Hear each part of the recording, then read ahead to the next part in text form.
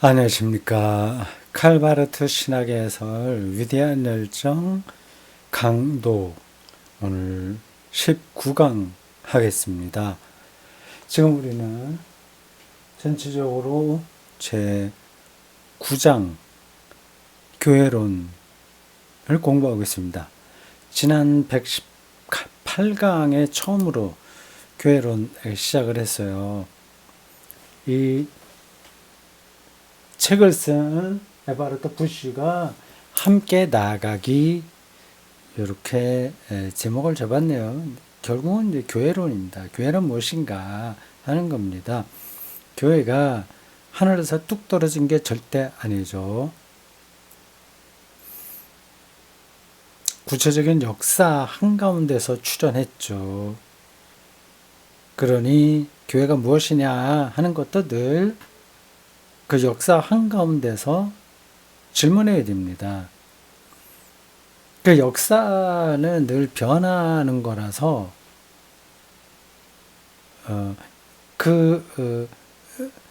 역사 안에서 주어진 교회에 대한 가르침도 또 변하는 거죠. 본질이 변한다기보다 그 본질이 더 드러나야 하는 겁니다. 그러기 위해서는 그 역사와의 관계를 더 깊이 생각을 해야 됩니다.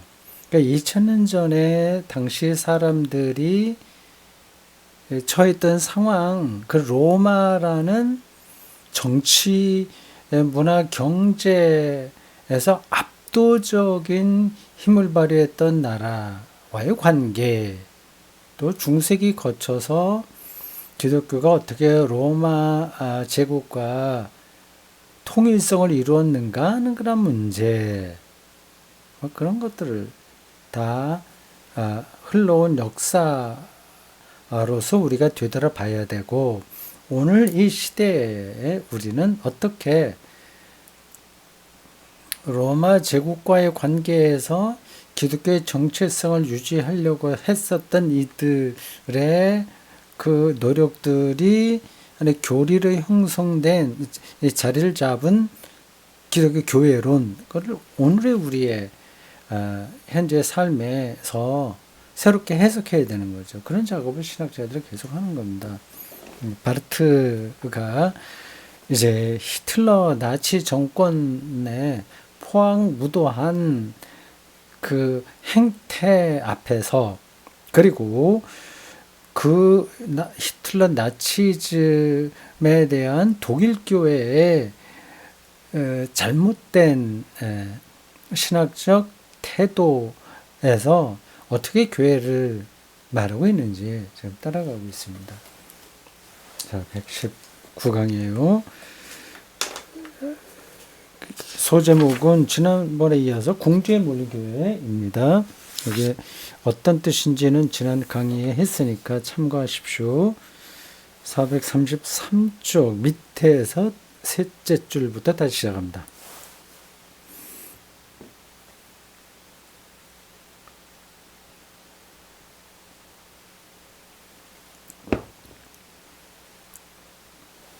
바르트가 보았던 교회론의 과제는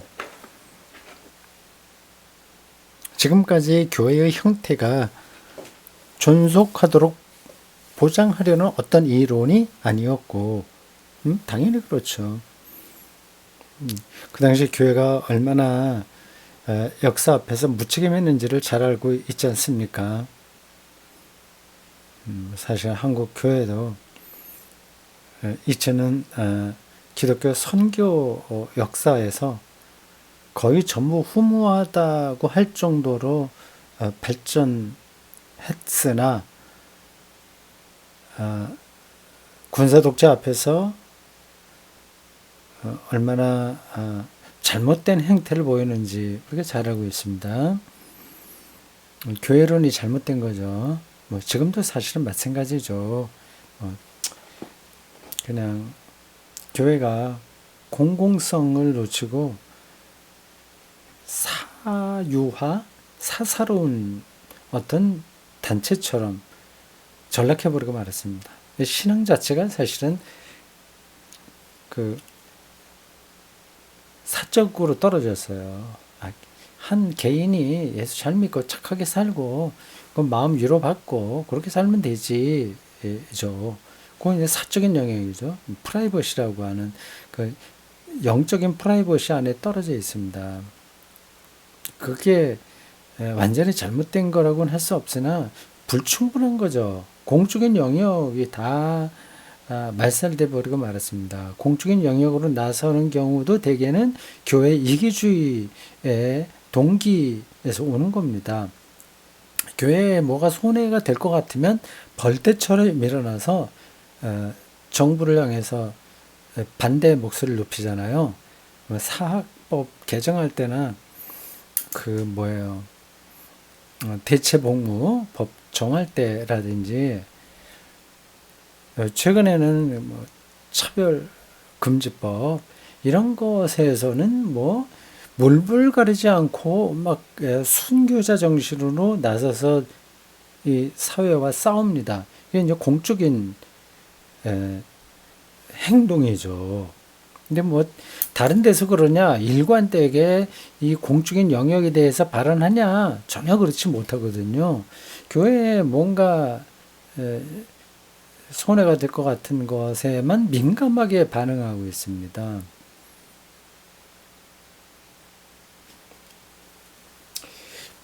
바르테가 신학자로 활동하던 시대의 교회는 독일 나치즘의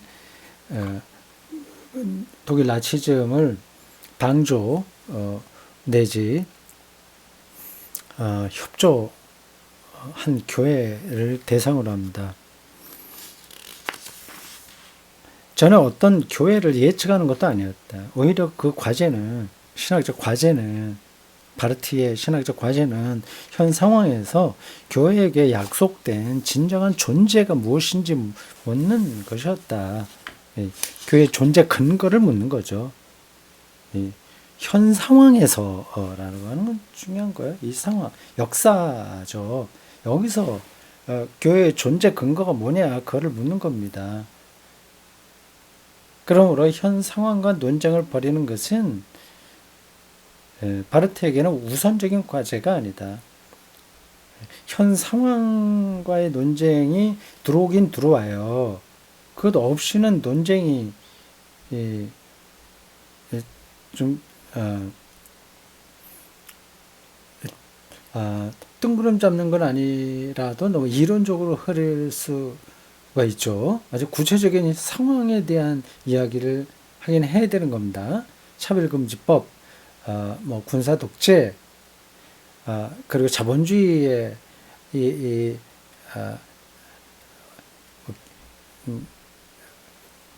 끝을 모르는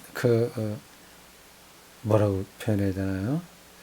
기승을 부리는 그런 모습들, 그런 것, 현 상황을 얘기해야 되는데, 바르트가 그런 현 상황을 말하더라도 그 자체가 핵심은 아니고, 교회의 존재 근거인 거죠. 그는 두 가지 서로 다르지만, 그러나 관련되는 개념을 논의한다. 그래서 교회의 앞서 말한 근대적 상황에 대한, 근본적으로는 잘못된 반응이다. 그래서 어렵지 않게 이해된다. 바르트는 두 가지 핵심 용어를 통해 그 개념을 설명한다. 첫째, 교회가 낯선 존재가 되는 위험. 둘째, 교회가 자신을 영화롭게 하는 위험의 것이다. 세속화와 성례전화의 위험. 중요한 지적입니다. 교회가 근대주의 이후로 들었던 잘못된 두 가지 상황.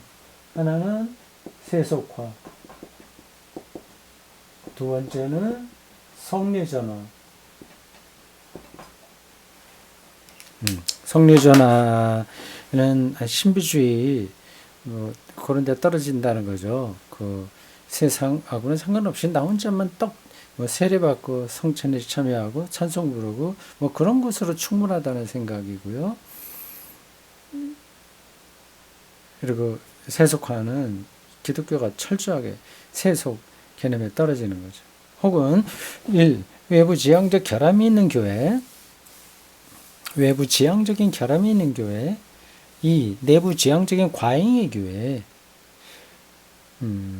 외부 지향적인 맨날 이제 사회 투쟁만 하고 사회 개혁만 얘기하면 그건 결함이 있는 거죠. 내부 지향적 과잉, 자기에게만 몰두하는 교회. 제가 다른 때 얘기한 일상의 과잉 뭐 이런 겁니다. 혹은 예를 들어 세상을 향해 곁눈질하는 교회, 세상에 뭐 좀 세상으로부터 인정받으려고 하는 그런 태도. 두 번째, 세상 안에서 갖는 자신의 사명에 관련해서 게으른 교회.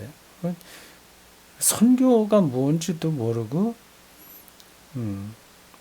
하나님 나라가 여기 왔다는 사실도 눈 감아버리고 그 자기를 목적으로 하는 교회에 떨어지는 거죠.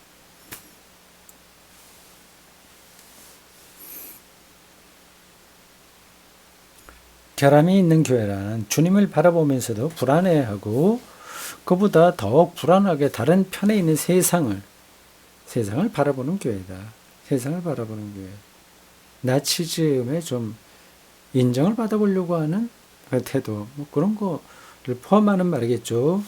그 교회는 걱정에 가득 차서 자신을 세상과 비교하며 모든 경우의 수에 따라 열심히 이쪽에서 저쪽으로 또는 저쪽에서 이쪽으로 오가며 접촉점을 찾으려고 하고 이쪽과 저쪽을 연결하는 다리가 있지 않을까 노심초사하는 교회다.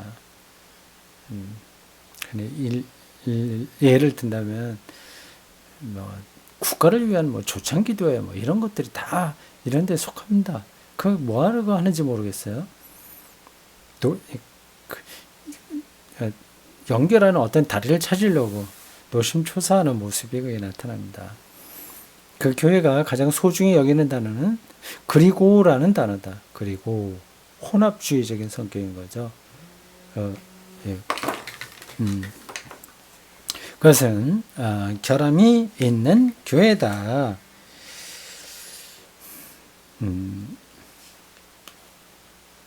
왜냐하면 그런 교회는 복음을 세상에 적응시키고 그렇게 하여 복음을 낯선 것으로 만들어 버리기 때문이다. 예. 자, 놓고 전화기. 교회는 자신의 주변 세계에 의해 혹은 스스로 그것과 관계를 맺으면서 복음의 법과 동일하지 않은 어떤 법을 결정할 때 언제나 소외된다. 교회가 언제나 매우 자연스럽게 그런 일이 복음의 수신자들을 위해 필요하다고 주장할 때 교회의 소외는 발생한다. 그 다음에 4태는 이렇게 진행될 것이다. 교회가 수신자들을 그런 식으로 복음을 받아야 될 사람들이에요. 수신자들을 그런 식으로 바라보고 대하는 동안 교회가 정말로 그들에게 주어야 하는 것이 무엇인지는 점점 더 불분명해질 것이고 교회가 지금 뭐 하는 거지?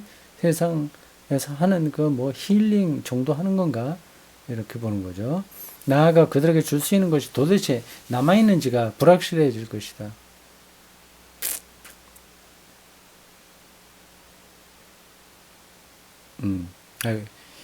의식 있는 사람들은 교회에 잘 나오지 못할 겁니다. 가서 뭐 영적으로 얻는 게 하나도 없으니까요. 왜냐하면 그 수신자들은 교회가 주겠다고 하는 것을 이미 가지고 있다고 말할 것이기 때문이다. 복 받는 거, 뭐 마음 평화를 얻는 거 이런 거 다 자기들은 갖고 있다고 하는데 다 중산층이 되고 하는데 뭘 더 바라겠어요? 교회가 기껏해봐야 그런 정도를 한다면 이런 사람들이 관심을 가질 수가 없습니다. 세상보다 수준이 낮은데요. 어떻게 하겠어요? 교회의 소외는 또한 그 소외가 실제로는 전혀 소외가 아니라는 이론을 제시할 때도 발생한다. 그 이유는 서구에서는 고대 문화 및 많은 민족적 특성들 곁에 많은 다른 토양에서 자라난 오랜 혹은 새로운 학문, 기술, 예술, 정치 곁에 또한 그리스도교의 영향력이 다소간 개입하면서 인간 사회를 규정해 왔기 때문이라는 것이다. 여기서 문제가 되는 것은 그리스도인의 존재와 그리스도인이 되는 그것과 서구인의 존재, 서양 사람이 되는 것, 표면상으로는 앞서 말한 교회와 사회의 중세계적 통일성으로부터 구조되는 것으로 보이면서 통일성으로부터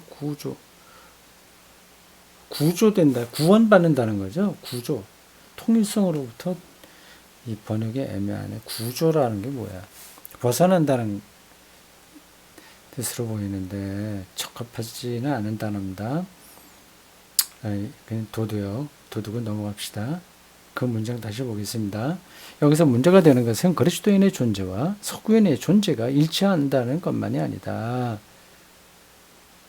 정말로 문제되는 것은 교회가 이제는 지속적으로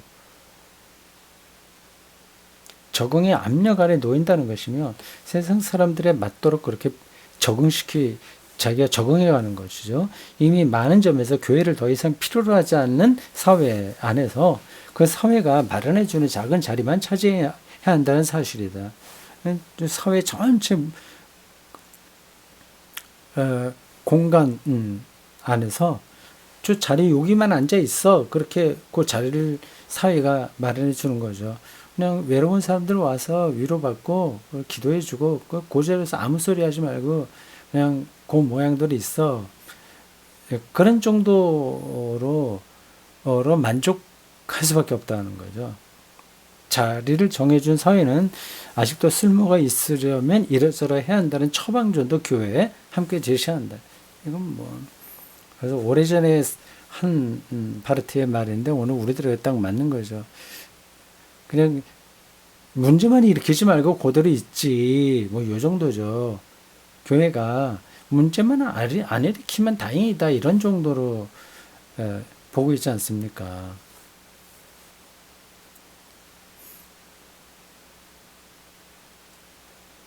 이런 이해는 그리스도인의 존재의 자명성이 점점 사라지게 만드는 잘못된 진행을 불러일으킨다. 왜냐하면 교회의 과제에 담긴 문제를 그렇게 이해할 때 주어지는 대답은 내적 의존성이라는 특성을 갖기 때문이다. 그 교회는 곁눈질한다. 참 멋진 표현, 아주 재밌는 표현입니다. 곁눈질한다. 왜냐하면 그 교회는 결정적인 지점에서 하나님 대신 사명을 다시요. 교회는 결정적인 지점에서 하나님 대신 사명을 수여하는 인간을 바르게 보기 때문이다. 표현이 좀 그러네. 지나갑시다.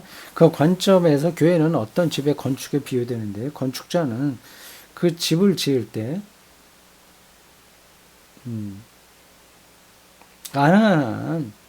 많은 개방된 문과 창문들을 갖도록 온갖 염려를 다한 뒤에 그 염려가 집을 지탱할 든든한 토대를 마련하기 위한 것이었다고 확신한다.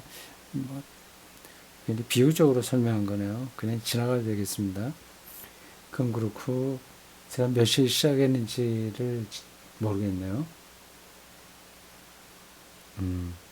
한 35분 내외에 해야 되는데 30분에 35분 사이에 해야 되는데 시작한 시간을 지금 제가 적어놓지 않아서 모르겠습니다. 하여튼 요 소제목 요 단락이 끝나는 데까지 하면 될 것 같습니다. 시간이 약간 짧을 수도 있고 길 수도 있겠네요. 짧지는 않겠죠.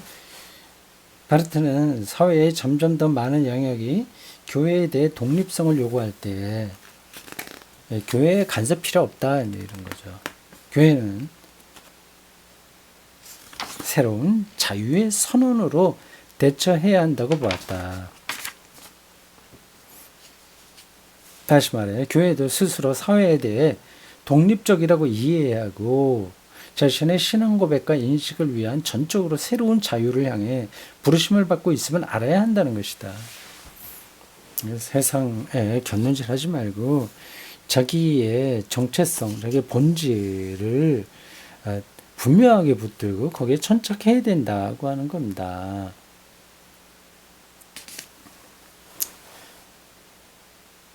사실은 종교개혁자들이 교회적 행위와 국가적 행위 사이를 구분했던 것과 일치한다. 이 구분의 영향력은 6세기 동안에는 감춰져 있었다. 교회적 행위와 국가적 행위 사이 구분하는 거예요. 이건 특별히 루터에게 많이 나타나는 거거든요. 두 왕국설로 이렇게 개념 화할 수 있습니다. 네, 교회가 하는 일이 있고 국가 그때 영주죠. 영주. 독일로 말하자면 프랑스나 이태리는 왕이라고 할 수 있는데 이제 구분하는 겁니다. 정교 일치인데 어떻게 구분하냐 말할 수 있죠. 그러니까 교회가 국가에 하는 일, 모든 일을 일일이 간섭하지 않는 겁니다. 어디 전쟁이 일어난다고 할 때 그게 옳은지 그른지 교회가 판단하기 힘들 수 있어요. 세금을 얼마나 어떻게 받아야 되는지도 그 아주 디테일하게 교회가 알지 못하잖아요. 그러니까 그건 이제 국가가 하는 일입니다. 또 교회가 하는 일, 이거 뭐 주교 뽑고 뭐 이런 거 정부에서, 국가에서 간섭하면 안 되지 않습니까? 그게 이제 구분한다는 거예요. 왜냐하면 그때는 교회와 국가의 통일성이 여전히 존속하는 중이었기 때문이다. 그렇게 구분해 놔도 이 통일성이 있었기 때문에 큰 문제는 벌어지지 않았죠. 하지만 개혁자들은 그 구분을 철저히 긍정했고 그것은 열광주의자들에 대한 그들의 입장에서 나타난다. 열광주의자들은 그 일치를 극단적으로 주장하는 겁니다. 아주 종교적인 뭐라 그러죠? 종교적인 정치를 주장한 거죠. 열광주의자들이요. 그건 굉장히 복잡하게 그 당시 일어났습니다. 종교개혁, 여러분들 아는 분들은 알겠지만, 뮌저와 루터의 어떤 갈등도 거기서 벌어졌습니다.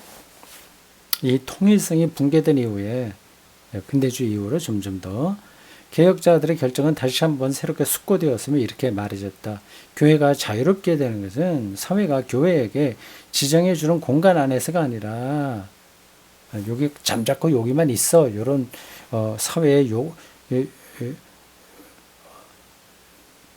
그들의 요구가 아니라 복음이 교회에 허용되는 공간으로 만족할 때다.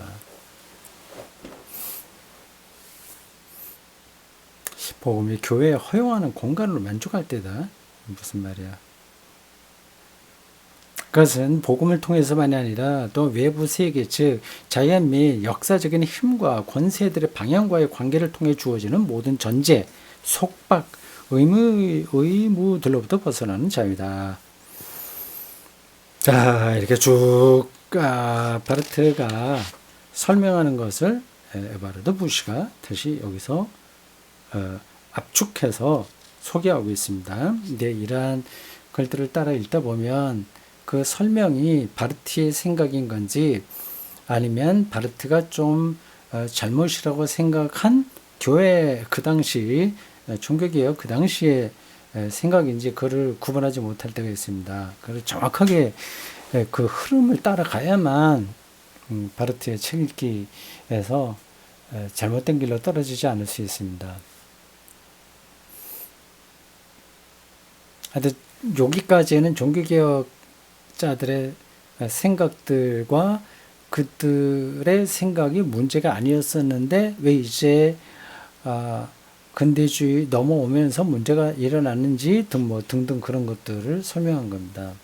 다른 한편에서 자기를 영화롭게 하는 교회가 있던데 앞에서는 세속화를 얘기했다면 지금은 그 세속화도 그냥 간단하게 한두 마디로 뭐 제가 말은 했습니다만은 그런 게 아니라는 거죠. 아니 여러 가지로 굉장히 복잡한 그 흐름들이 거기에 이제 연결되어 있습니다. 그게 하나 있고 다른 한편에서는 자기를 영어롭게 하는 교회가 있다. 자기의 성내전화이죠. 성내전화. 한국 교회가 이 양쪽의 잘못들을 그대로 가지고 양쪽의 장점들을 다 가지고 있으면 좋은데 오히려 반대예요. 굉장히 우리 세속적이죠. 교회가 겉으로는 이제 거룩한 것 같은데 실제적으로는 세속적이에요. 굉장히 물질적이고 이건 다 세속적이라고 하는 거거든요.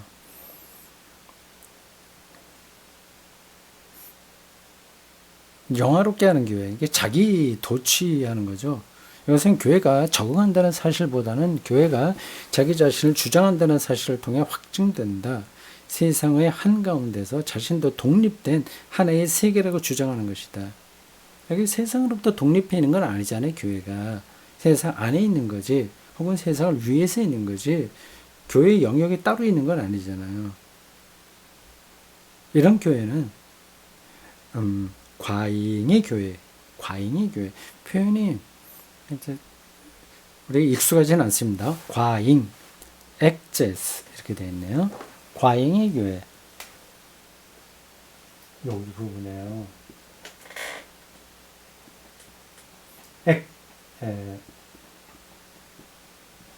엑제스 교회.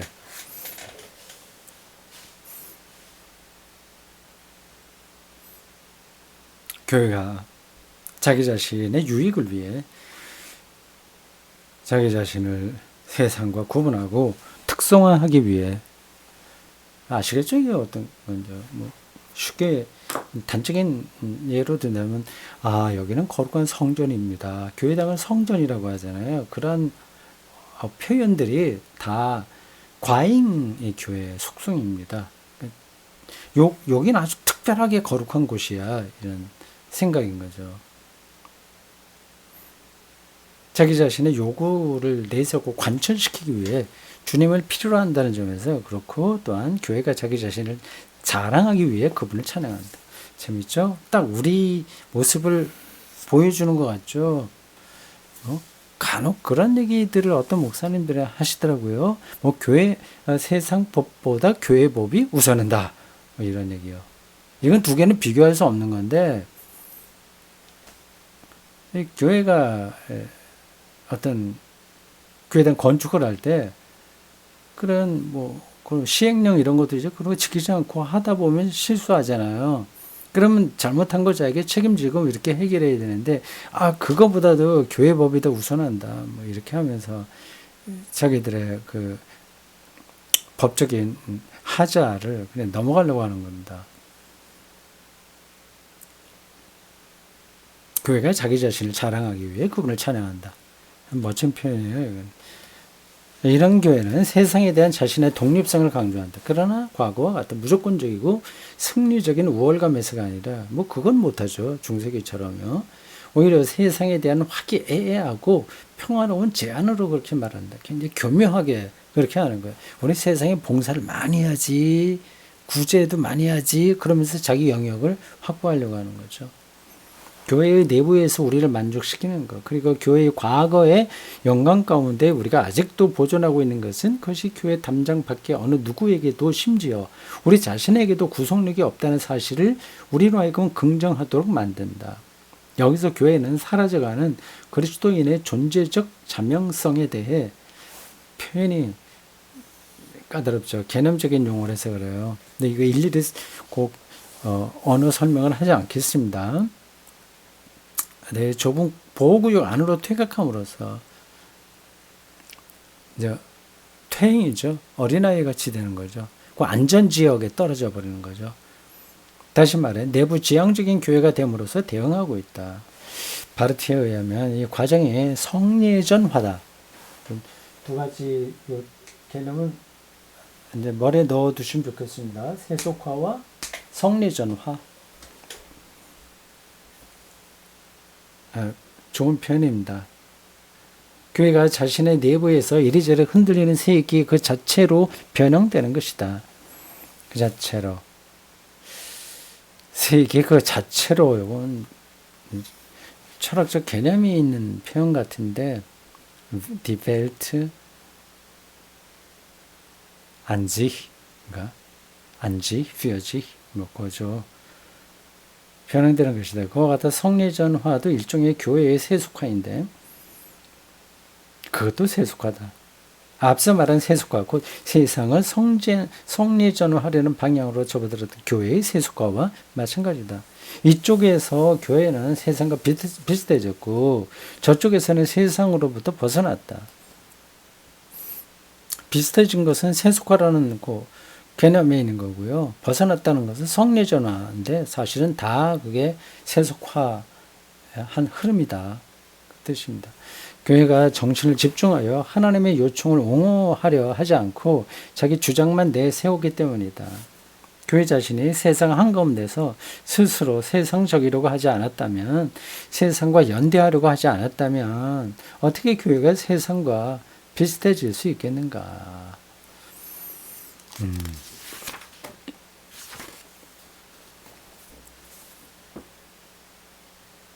지금 여기 읽어가는 요 대목은 그래 어려운 거 없죠. 물론 에바르트 부시가 요약을 한 거기 때문에 바르트가 말하는 내용들에 들어있는 아주 뉘앙스, 그 작은 부분들 그런 것들을 우리가 다 붙들기는 힘듭니다. 근데 전체 줄거리는 우리가 따라갈 수 있으니까 이런 정도라도 우리가 만족할 수 있습니다. 오늘은 이 두 단어 세속화와 성례전화, 아까 국가 종교 종교 일치가 허물어진 궁지에 몰린 교회에서 나타나는 현상이다. 이렇게 보시면 돼요. 물론 그건 잘못된 현상이죠. 바르트가 볼 때 교회가 이런 식으로 보존하려고 하는 독립성이란 단지 형식적인 독립성에 지나지 않는다. 그렇게 하지 않으면 생존할 수 없으니까 형식적으로라도 그렇게 독립을 해보려고 하는 노력인 거죠. 또한 그것도 교회와 사회의 통일성이 붕괴되는 것에 대한 잘못된 반응이다. 잘못된 반응. 반응은 반응인데 잘못된 반응. 제가 한국교회는 어떤 반응을 보일까요? 반응도 하지 못하고 있죠. 아예 뭐가 뭔지 모르는 상태라고 할 수 있습니다. 약간의 흔적들은 있긴 있어요. 이 두 가지로 표현되어 있는. 이게 그렇게 진지하게 논의되지도 않습니다. 그 독립성은 교회가 세속화되어가는 세상으로부터 점점 더 멀어져 자기 자신 안으로 퇴각하고 그 다음에 자기 스스로 어떤 특별한 존재가 되려고 시도할 때 얻어지지 않는다. 지금 저런 방식으로는 그 독립성이 얻어지지 않는다는 겁니다.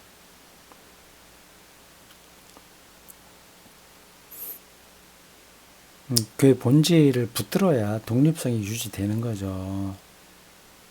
근데 그걸로 불안하니까 자꾸만 곁눈질하는 겁니다. 그러면 세상의 일반 기구와 다를 게 하나도 없죠. 악순환입니다. 교회는 자신의 독립성을 오로지 복음을 통해서 하는, 복음으로 돌아가는 거죠. 이것도 상투적인 표현처럼 들릴 수 있어요.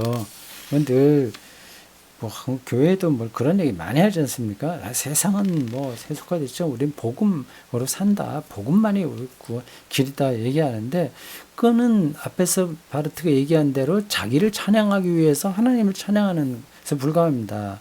그들이 생각하고 있는 복음이라고 하는 것은 교회 확장밖에 없어요. 다시 말해 교회는 복음에게 그 자체의 자유를 허용하고 복음의 타당성이 어디까지 도달해야 하는지에 대해 뒤따라 확증하기를 중단하지 않음으로써 그 독립성을 얻고 소유한다. 교회가 앞서는 게 아니라 복음이 앞서도록 하고 그걸 따라간다는 겁니다. 40년 광야 생활에 고대 이스라엘 백성들이 낮에 구름기둥, 밤에 불기둥이 이끌었듯이 비유적으로 말하자면 교회에는 복음을 그 구름기둥과 불기둥으로 여겨야 됩니다. 근데 그게 안 돼서 문제죠. 이에 따라 교회가 독립적으로 되는 것은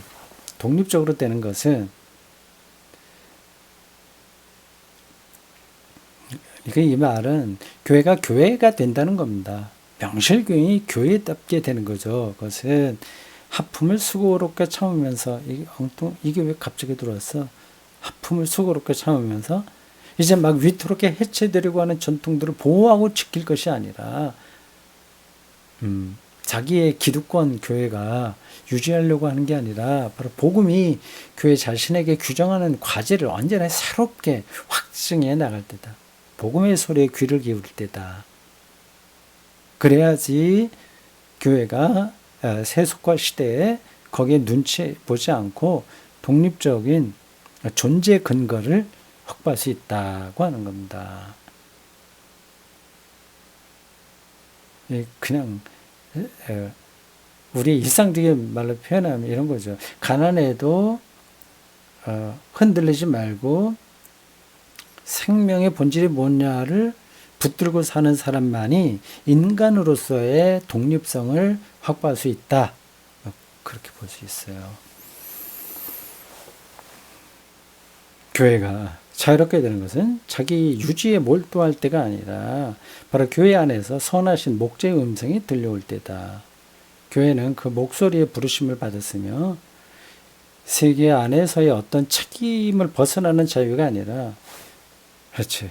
이것도 안 하고 저것도 안 하고 온전히 자기 성체에 앉아있는 자유가 아니라 오히려 세계 안에서 그리고 세계를 향해서 교회 자신의 파송에 상응하여 자신의 책임성과 함께 살아가는 자유를 뜻한다. 그러니까 책임과 자유가 같이 가잖아요. 세계를 향한 책임성을 확보한다는 점에서 자유로운 거죠. 교회의 이와 같은 자유는 독립된 존재만 자유가 있는 거예요. 교회 자체를 주변 세계로부터 분리하여 울타리치는 것일 수는 없다. 오히려 그 자유는 교회가 주변 세계에 대해 어떤 중요한 의미를 갖기 위한 전제 조건이 된다. 교회가 자유로워야 세계를 향해서 그들에게 꼭 필요한 의미 있는 말과 행동을 할 수 있다는 겁니다.